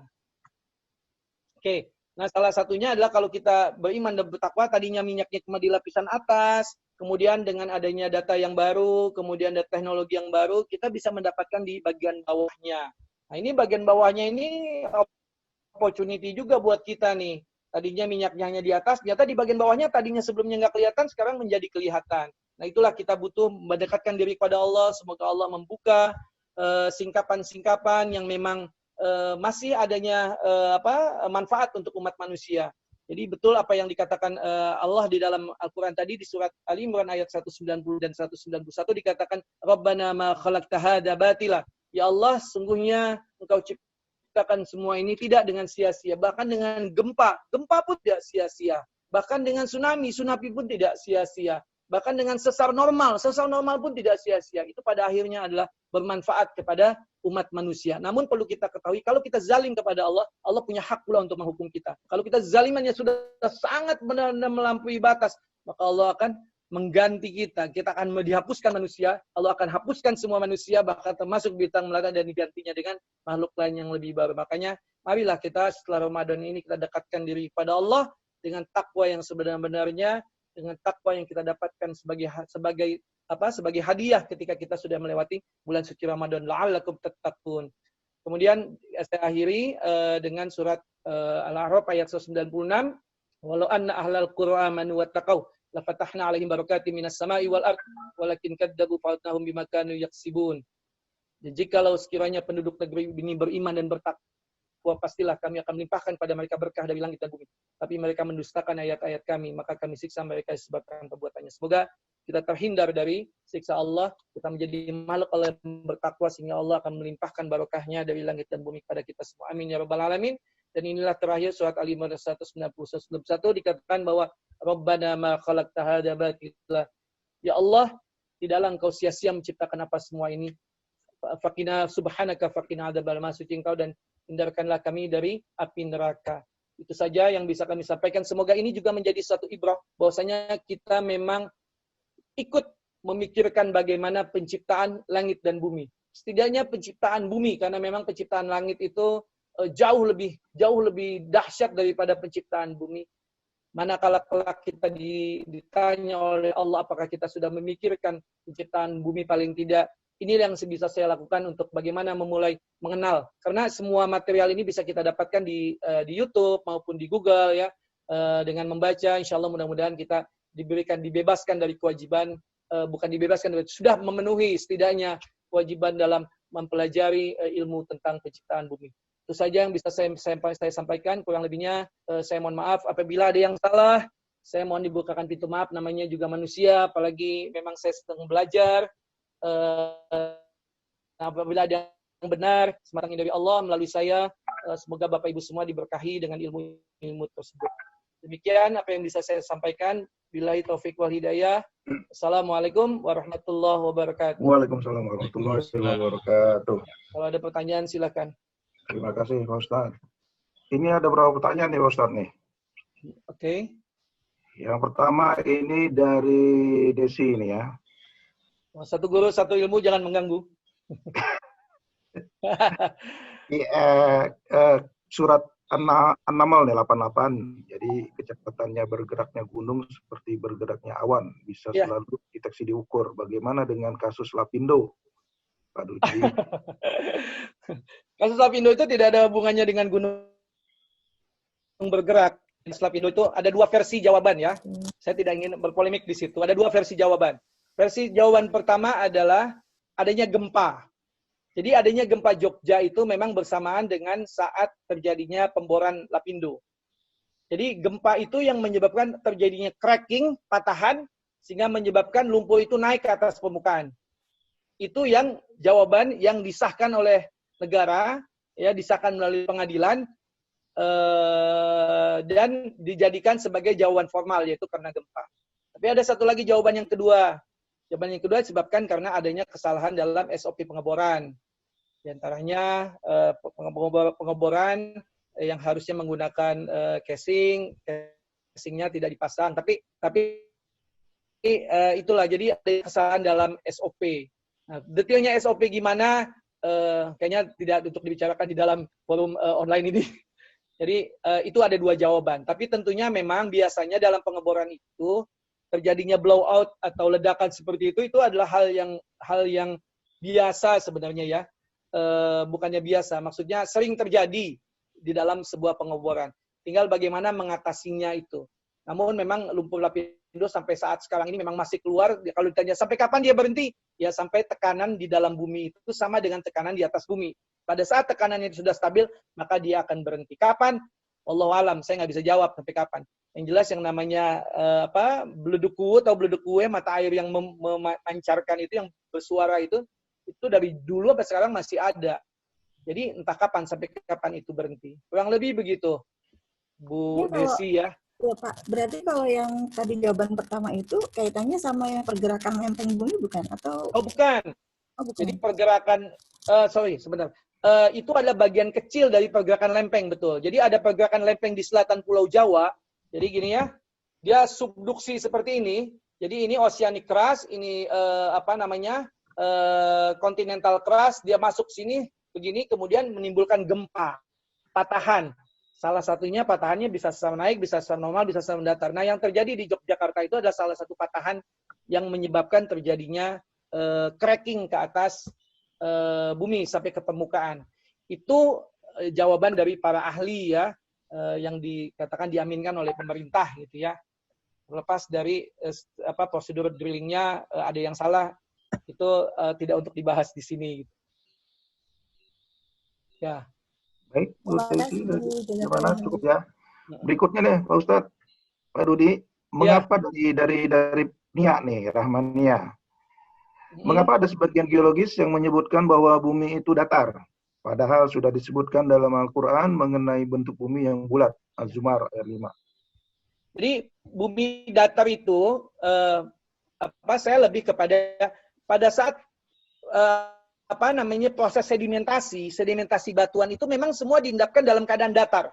Jadi semua batuan itu ketika diendapkan di dalam keadaan datar. Kemudian karena adanya gaya endogen itu dia menjadi terlipat begini seperti ini. Nah, jadi itu disebabkan menurut saya dan kami ciptakan bumi dalam keadaan datar itu lebih kepada itu, lebih kepada bahwasanya bumi ketika awal memang batuannya itu diendapkan dalam keadaan datar, ya. Jadi bukan mengacu kepada bentuk buminya yang datar. Karena sekarang kan kita sudah banyak satelit, kita sudah bisa kelihatan bahwa bentuk bumi bulat. Tapi lebih kepada proses pembentukan bumi itu, lapisan-lapisan bumi yang ada di dalamnya, pada awalnya diendapkan dalam keadaan datar. Gitu. Jadi awalnya seperti ini, kemudian patah. Ini, kemudian diendapkanlah batuan-batuan itu dalam keadaan datar. Sungai itu walaupun belok-belok, ya sungai walaupun belok-belok, tapi lapisan di bawah air sungai itu datar. Gitu loh. Kemudian gunung api memunculkan debunya. Itu semua diendapkan begitu dia menempel di permukaan bumi, semua diendapkan dalam keadaan datar. Jadi saya lebih mengacu pada bahwa bentuk datar adalah proses pengendapan sedimentasinya. Bukan bentuknya yang bumi yang datar, sudah jelas bentuknya bulat. Tapi proses sedimentasi yang terjadi yang membentuk bumi itulah yang datar. Jadi lebih kepada kita berpikir prosesnya gitu. Gitu. Mungkin maksudnya seperti yang dicantumkan dalam surat Al-Ghasyiyah tadi ya, Ustaz ya. Ya, salah satunya. Jadi kayak gini, penciptaan manusia ada sebutnya dari tanah hitam, ada dari sebutnya tanah yang terbakar. Itu mengacu kepada unsur-unsur pembentukan manusia. Ya. Bumi juga gitu, ada yang dihamparkan. Dihamparkan tadi saya jelaskan, tadinya satu, dia kemudian dihamparkan menjadi lebih lebar gitu ya. Jadi si benua-benua itu kemudian bergerak. Nah, seperti itu. Kemudian disebutkan bumi itu datar. Datar itu adalah prosesnya. Proses di dalamnya itu yang membuat bumi itu, lapisan bumi itu datar, gitu loh. Tapi tidak semuanya datar. Datar itu kalau kita berbicara kalau kita lihat batuan ya, bentuknya datar gitu ya, lapisan-lapisan itu datar. Itu berarti umurnya itu masih muda karena tidak ada proses tektonik, tidak ada proses yang menekan. Tapi kalau kita lihat lapisannya sudah bentuknya seperti ini, wah itu berarti umurnya relatif lebih tua. Karena dalam 2 juta tahun terakhir ini, tektonik yang besar itu memang di Indonesia ini tidak ada gitu loh ya. Maksudnya tidak ada yang besar. Tidak seperti umur 10 juta tahun yang lalu atau 30 juta tahun yang lalu memang tektoniknya luar biasa gitu yang membentuknya. Makanya Allah jadikan itu semua pada saat manusia belum diciptakan. Saya tidak bisa bayangkan kalau pada saat Allah menciptakan tektonik yang tadi, yang bentuk lapisan-lapisan yang terlipat tadi pada saat manusia sudah ada, Masya Allah, saya nggak ada pikir. Mungkin nggak ketemu Pak Gunggung, Pak Iman, mungkin kita nggak ketemu kali. Itu. Karena luar biasa. Jadi memang Allah tuh memang benar-benar mempersiapkan bumi ini untuk manusia gitu. Tidak cuma kandungannya, tapi proses yang terjadinya juga untuk manusia. Ada lagi? Baik. Lanjut ya Pak Ustaz. Berikutnya dari Pak Didit nih, Didit Manulang. Kalau fenomena yang terjadi di Palu, Pak, likuifaksi ya, kalau nggak salah ya. Likuifaksi. Nah, yang di Palu itu. Bagaimana itu penjelasannya dari sisi geologi ya? Ya, bisa kita lihat banyak sebenarnya likuifaksi itu sebenarnya kan adanya intrusi yang masuk dari air laut itu masuk ke dalam daratan ya di bagian bawahnya. Kemudian di dalam daratannya itu di bagian bawahnya itu batuan pasirnya itu masih belum terkompaksi. Masih belum kompak batuannya. Sehingga begitu air laut masuk, maka dia bergoyang. Nah, ditambah lagi ada fault yang besar yaitu fault sesar Palu Koro namanya yang berarah utara selatan. Nah, air masuk itu masuk dari situ. Begitu dia bergerak, ada celah air masuk, kemudian mengisi sedimen-sedimen yang belum kompak yang ada di bawah Palu tadi, di bawah daerah Palu tadi, air masuk. Nah, itu bisa terjadi seperti itu. Sebenarnya di Jakarta pun sebenarnya abrasi itu prosesnya sama dengan di daerah Palu tadi. Cuma di Jakarta itu tidak ada patahan tadi. Patahan yang di Jakarta itu tidak seperti sesar Palu Koro tadi yang menyebabkan si Pulau Sulawesi itu jadi bergerak sehingga masuk. Begitu dia bergerak, apapun kalau di bawahnya ini air bergerak maka dia akan masuk ke dalamnya. Gitu loh. Jadi pergerakan sesar Palu Koro itu yang menyebabkan terjadinya tenggelamnya itu. Nah, kalau di Jakarta juga begitu sebenarnya. Di bagian bawahnya itu pasir-pasirnya sudah terabrasi oleh laut, tapi tidak ada patahan yang seperti Palu Koro itu. Jadi Jakarta itu utara Pulau Jawa itu termasuk zona yang bebas gempa. Karena dia tidak berada pada zona subduksi, zona patahan tadi. Jadi Jakarta insya Allah lebih aman gitu loh. Itu. Alhamdulillah. Cukup ya apalagi Pak Bandung. Jakarta aman nih Ustadz ya. Insya Allah ya. Insya Allah Banyak gedung Jakarta. tinggi nih masalahnya nih. Kenapa? Banyak gedung tinggi nih Jakarta nih. Iya, memang patahan yang di Jakarta itu biasanya Jakarta itu patahan yang bukan orde 1, orde 2 atau orde yang rambatannya gitu loh. Kena Jadi imbasnya lah ya. sampai saat ini belum ada sumber gempa yang besar yang melanda Jakarta kan. Paling rambatannya aja gitu lah. Nah, ini berikutnya ada pertanyaan nih mirip-mirip nih dengan Lapindo yang sebelumnya nih ya. Tapi cuma di sini ditanyakan dari Putut nih. Apakah di Lapindo itu sumbernya seperti minyak bumi dari cekungan bumi? Apakah lumpur di Lapindo itu seperti? Jadi ada dua di Lapindo itu. Sumbernya pertama sumber gas itu dari formasi Kujung namanya di bagian bawah ya, umurnya sekitar 30 juta tahun lalu, itu sumber gasnya dari situ. Nah, di bagian sumber lumpurnya ada di bagian atas namanya Kalibeng Formation. Jadi memang ada bagian di atas tuh yang bagian lumpur yang dia belum terkompaksi, masih berupa lumpur yang memiliki kandungan air, ya. Begitu ada patahan ke atas gitu, si gas ini keluar bersama dengan lumpur ini, gitu. Jadi sama-sama keluar sebagai lumpur dan gas, tapi dari dua sumber yang berbeda. Gasnya dari Kujung Formation di bagian bawah, dan lumpurnya dari bagian atas yaitu Kalibeng Formation. Secara geologi pengeboran itu sukses karena dapat gas. Tapi secara drilling prosedur ya, secara economically dia tidak sukses karena menimbulkan bencana. Gitu. Jadi dua sumber ya, sumber gas dan sumber lumpur. Gitu. Cuma ada informasi juga sampai apakah nanti dataran di Sidoarjo itu amblas atau gimana tuh Pak Ustadz? Ya, jadi hasil pemetaan satelit itu memang sudah menunjukkan bahwa Sidoarjo itu sudah turun. Ya pasti ada yang keluar, nanti akan ada yang ngisi kan, turun. Itu pasti akan begitu. Tinggal kapan ya wallahu alam gitu loh. Udah bentuknya udah radial, dia udah seperti ini, udah turun. Ya. Gitu. Tapi turunnya tidak seperti yang terjadi di Palu Koro gitu, di Palu itu.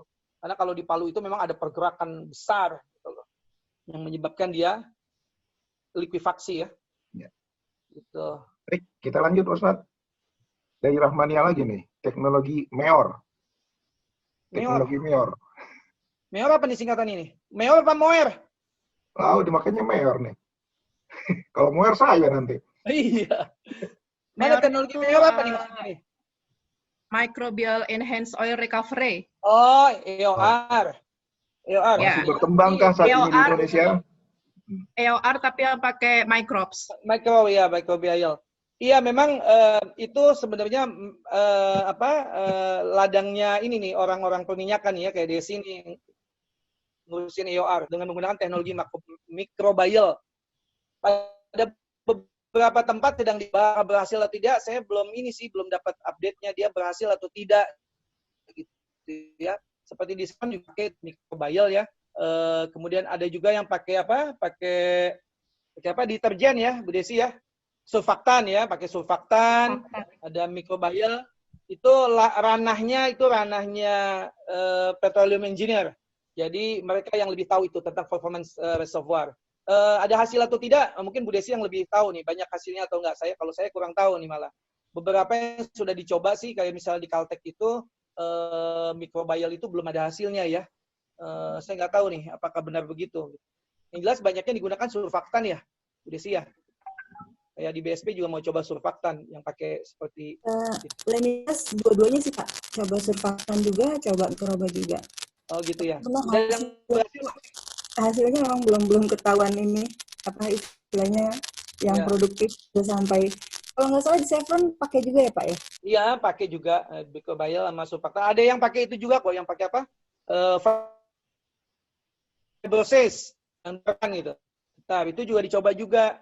Cuma kadang-kadang teknologi gitu kan politis. Kalau teknologi dari Rusia nggak dipakai, gitu. Teknologi dari ini dipakai. Gitu. Jadi ada unsur politisnya lah. Tapi lebih tepat yang menjawab memang orang petroleum nih. Orang geologis biasanya nggak begitu ngerti tentang hal tersebut. Oke. Kita Lanjut. ada lagi? Ya, lanjut nih Ustaz. Ini dari Bonti, malu-malu nih nanyain ya Pak Ustaz nih. Apa?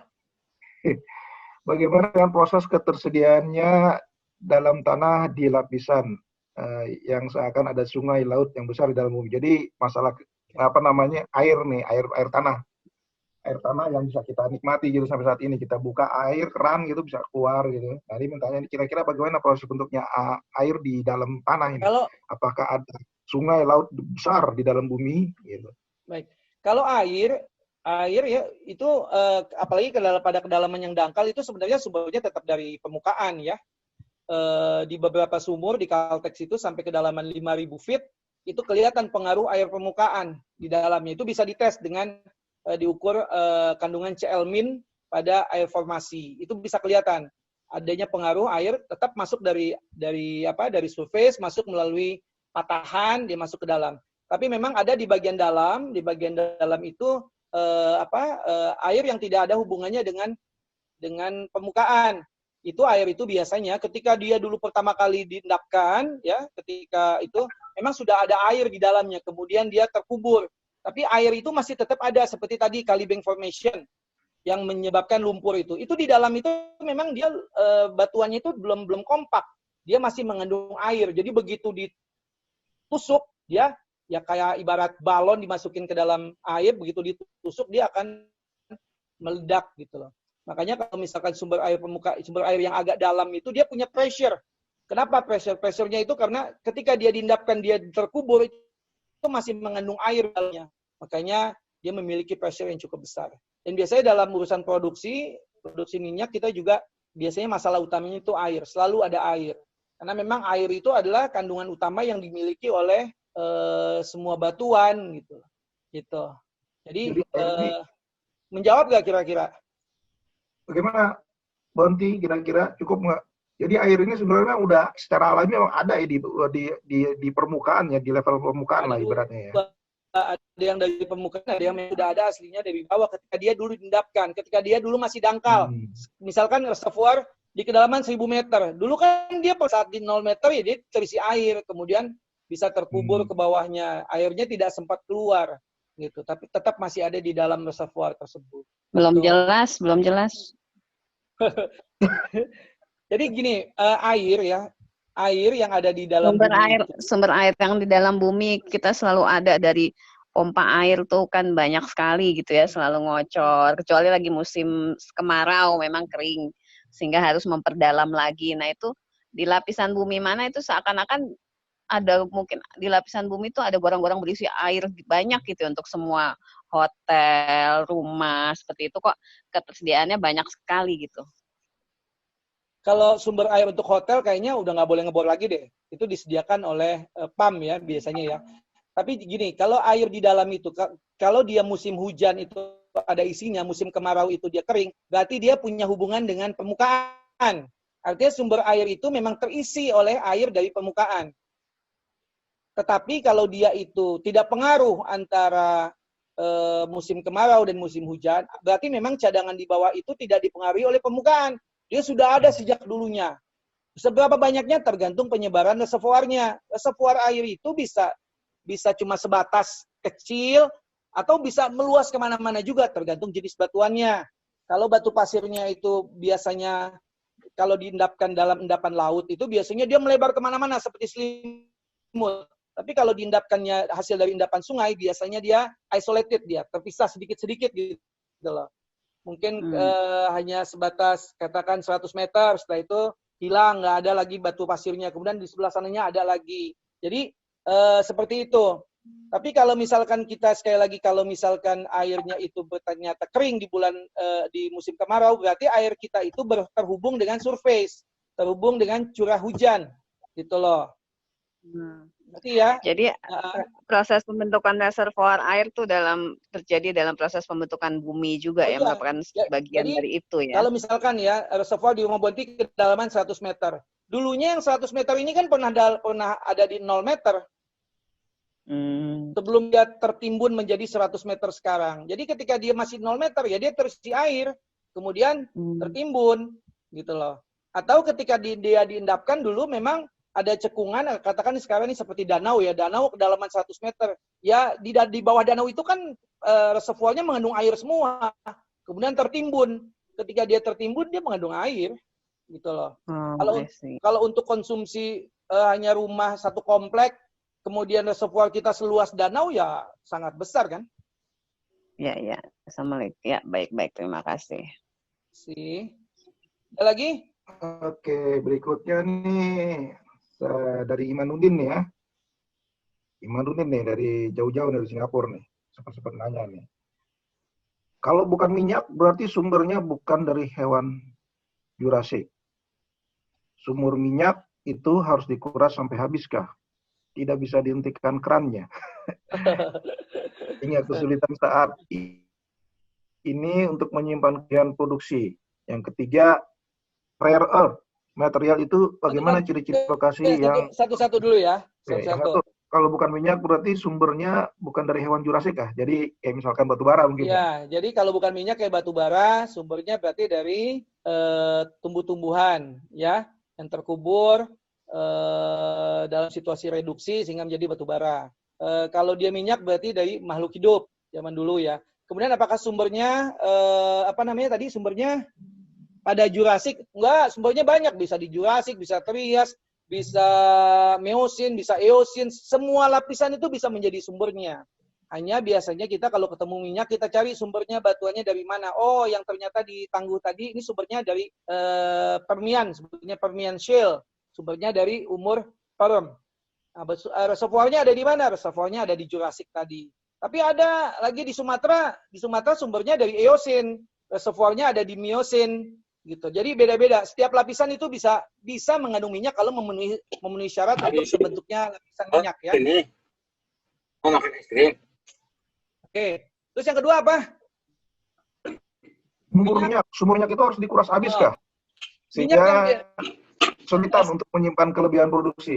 Ini mungkin nanti Desi bisa koreksi ya. Minyak yang bisa diambil saat ini maksimal hanya 40-50%. Itu yang kita sebut sebagai recovery factor. Yang bisa diambil tuh maksimal biasanya 50%. Contohnya Minas ya. Lapangan Minas itu diproduksi sejak tahun 1940 ya.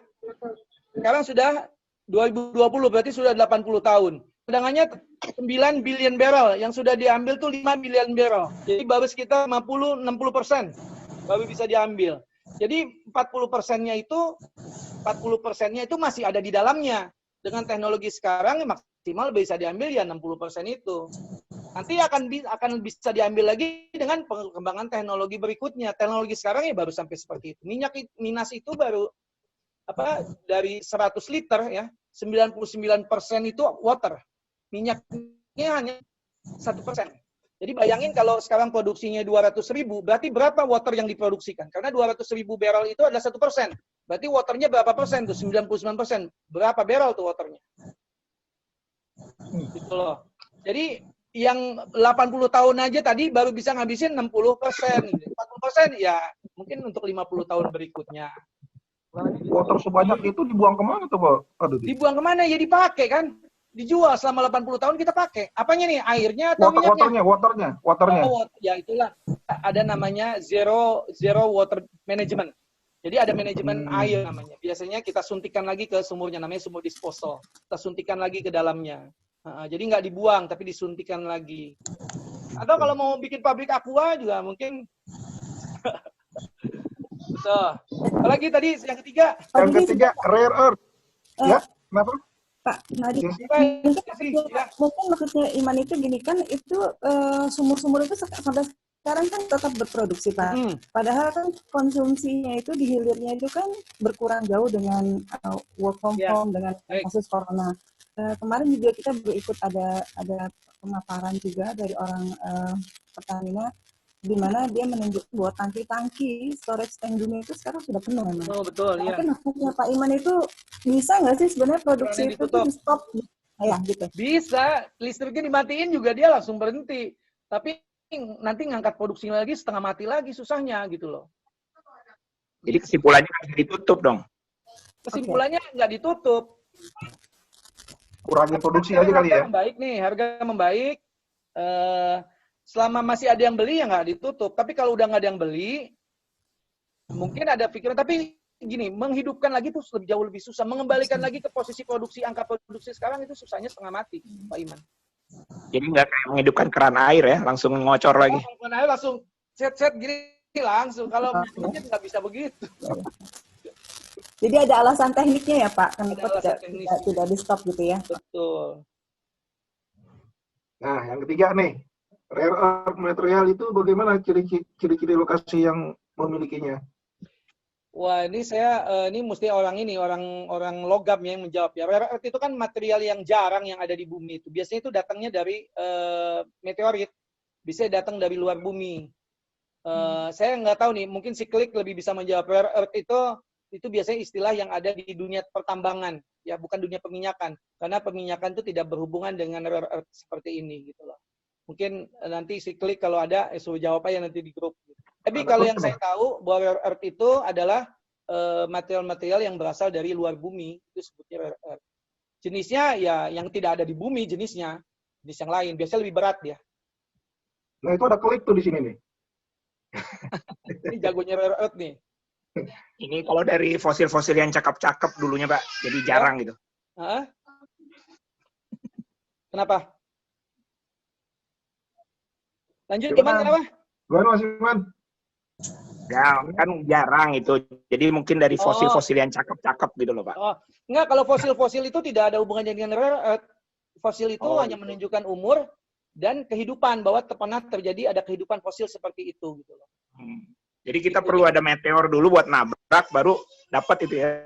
Iya, itu unsur biasanya bukan tidak ada hubungannya dengan fosil. Fosil kan kaitannya dengan makhluk hidup. Jadi kayak nonton film Superman, kayaknya harus dari Krypton dulu.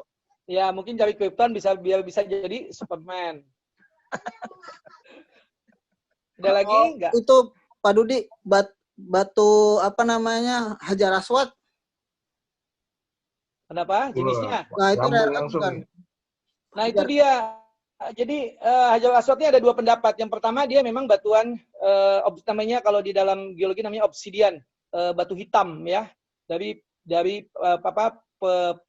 pembekuan magma yang begitu cepat ya, batu hitam. Tapi secara dari Islam kan itu batuan surga yang tadinya warna putih, kemudian karena dosa manusia yang banyak ini menjadi warna hitam. Masalahnya sekarang belum pernah ada yang berani ngambil batu itu untuk dianalisa di lab gitu. Sebenarnya itu jenis batuan apa? Tapi kalau dia dari kenampakan, kemungkinan itu adalah jenis batuan beku, obsidian, kemungkinan ya. Gitu. Tapi kan tahu komposisinya itu kita harus kita harus lihat di bawah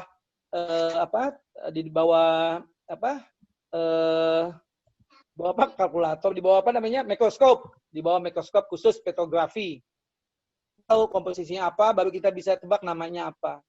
Sekarang kan belum ada, jadi kita nebak-nebak aja. Baik, lanjut ya. Iya, lagi? Yang terakhir nih dari Iman nih.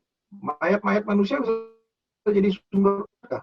Mayat manusia tuh baru ada usia 100.000 tahun. Sebut 1 juta tahun lah. Itu belum jadi apa-apa gitu loh. Jadi di Indonesia ini baru ada jadi sumber minyak umurnya itu lebih dari 5 juta tahun. Kalau di bawah 5 juta tahun dia belum matang. Kalau di dalam istilah istilahnya Bu Desi ini RO-nya refleksivity night-nya di bawah 60%. Gitu loh. Jadi di bawah 5 juta itu RO-nya di bawah 60%. Itu artinya dia belum matang. Tapi kalau di atas 5 juta, ya 20 juta gitu, itu sudah matang. RO-nya di atas 60%. Itu yang bagus menjadi sumber minyak. Oke. Lanjut ya. Cukup ya, Pak Iman ya. Ada lagi? Karena Ya, terima kasih. dari Oce nih. Saya masih belum terlalu ngerti. Wah, Kiai Haji Dudi katanya. Pak Kiai Haji Dudi. Saya masih belum terlalu mengerti dengan kenapa gunung disebut di Al-Quran sebagai pasak ya, tiang ya. Karena gunung kan mencuat ke atas permukaan bumi. Apakah di bawah gunung itu yang berperan sebagai pasak? Iya. Iya, jadi memang agak susah ya dengan kajian online ini. Kalau langsung sih saya bisa jelaskan. Jadi gunung itu, gunung itu melendung ke atas. Di dalam gunung itu ada pipa itu yang diisi oleh magma itu yang tembus sampai 2 lapisan di bawahnya. Jadi tembus menghubungkan antara oceanic crust, menghubungkan antara continental crust dan oceanic crust. Itu ditembus. Jadi dia menyebabkan ini tidak terlalu bergerak. Kalau nggak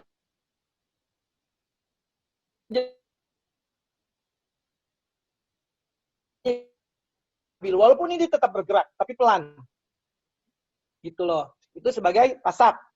Jadi betul, di dalam gunung itu ada satu pipa yang panjang yang di dalamnya itu ada magma yang membeku ya. Kalau dia sudah nggak aktif lagi itu membeku sampai ke bawah sampai menghubungkan antara continental crust dan oceanic crust. Terhubung jadi satu, jadi 2. Jadi dia terhubung jadi satu kayak gini nih lah. Ya, ada apa? Ini gunung nih ya. Nah, gitulah. Nih, ini gunung di atasnya nih. Ini terhubung apa ke bawah nih? Gitu. Semoga bisa dimengerti. Padahal ada tadi gambarnya, tapi memang susah ngejelasinnya karena online kayak gini, tapi kurang lebih begitu. Ocean crust sama apa, Pak? Oceanic crust sama continental crust. Continental crust itu daratan, oceanic crust dasar lautan. Dihubung jadi satu. Jadi di bawah daratan itu ada dasar lautan tuh sampai ke bawah daratan. Masuk di bawahnya tuh gini. Nah, inilah dijadikan satu oleh gunung tadi karena ini jadi cair sehingga naik gunung ke atasnya. Makanya dia gunung sebagai pasak. Confirm Allah Maha benar. Mengikat ya. Ya. Lagi? Nah, ini ada lagi nih. Dari Sera nih. Dari ilmu geologi, apakah ada info mengenai Dajjal tidak bisa masuk ke Mekah dan Madinah? Allah, saya nggak bisa jawab. Kenapa Dajjal nggak bisa nggak bisa masuk Mekah dan Madinah? Itu lebih disebabkan karena adanya malaikat, ya kan? Malaikat itu yang mencegah Dajjal itu masuk. Jadi kayaknya nggak ada hubungannya dengan ilmu geologi nih. Ya, ada ilmu malaikat. Jadi malaikat itu yang mencegah Dajjal itu tidak bisa masuk Mekah dan Madinah. Jadi bukan karena ada batu-batu cincin di situ sehingga menyebabkan Dajjal itu nggak bisa masuk, enggak. Karena ada malaikat yang menjaga Mekah dan Madinah. Lanjut nih Sera nih. Bagaimana dengan struktur sungai Eufrat yang akan menjadi sumber emas? Apa ada penelitian ke arah sana? Yang saya tahu sih belum ada penelitian. Nggak tahu kalau Israel sudah melakukan penelitian ya. Buktinya Israel sekarang ini aja sedang menanam pohon-pohon yang gorgot ya. Artinya Israel sudah menerapkan itu ke sana. Emas kaitan dengan sungai itu bukan hal yang aneh ya. Di Indonesia ini banyak emas yang berkaitan dengan sungai itu. Emas yang sifatnya pleasure itu artinya yang terlarut di dalam sungai itu banyak ya. Banyumas itu kan asal katanya dari air mas kan. Makanya di Banyumas itu banyak sungai yang mengandung emas. Jadi emas itu kaitannya kalau nggak dengan sungai, dengan gunung biasanya ya. Dia berupa intrusi bereaksi dengan larutan hidrotermal sehingga menjadi emas. Ada dengan sungai. Jadi bisa jadi di Efrat nanti manakala dasarnya itu mungkin saat ini belum ada emasnya karena memang belum menyentuh lapisan emasnya. Manakala saat akhir zaman bisa jadi menyentuh emasnya sehingga akan keluar emasnya. Wallahu alam bisawab. Begitu. Jadi biasa aja emas itu kaitannya dengan sungai. Enggak cuma sungai Efrat aja. Kalau sungai Efrat suatu saat menjadi sumber emas, ya tidak aneh buat saya. Oke, lanjut ya. Ya. Ini Pak Didit mau konfirmasi aja kan, ini kalau nggak salah udah disebut oleh Pak Dudi ini mengenai permukaan air permukaan itu berapa meter di bawah permukaan bumi? Gimana Jam? Air permukaan itu berapa meter di bawah permukaan nih? Sumber air. Nggak bisa itu kan, tapi yang jelas ada sumur di Sentral Sumatera itu kedalamannya sampai 4.000 feet, kurang lebih 1 km lah ya, 1,3 km, itu dipengaruhi air permukaan. Gitu. Jadi tergantung ada kalau ada patahan sampai 10.000 meter, air itu bisa masuk ya, bisa aja sampai 10.000 meter. Tapi yang jelas sih kalau dari sumur yang saya lihat sampai 1,3 km yang saya tahu ya. Di tempat lain mungkin akan berbeda case-nya.